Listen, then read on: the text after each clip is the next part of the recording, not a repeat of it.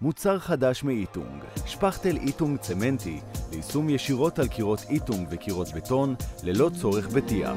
קל ונוח ליישום בהתזה או במריחה ידנית, יוצר גימור לבן וחלק. תחילה יש לוודא שהקיר יבש ונקי, ולמלא חורים ומישקים בין הבלוקים בטיח גבס.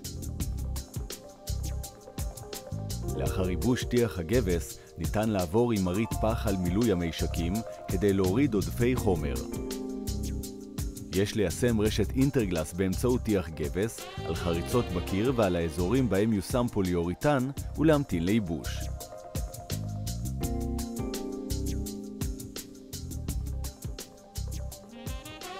מומלץ ליישם פינות אפס ממתכת ופינות פנימיות וחיצוניות.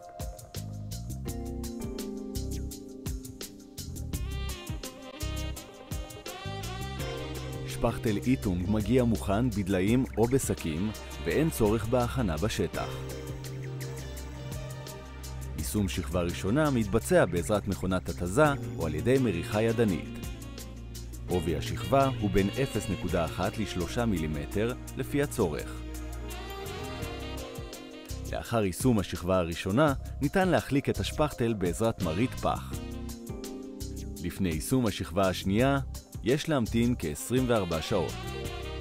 יישום השכבה השנייה מתבצע גם הוא בהתזה או במריחה ידנית, וגם אותה ניתן להחליק בעזרת מרית פח.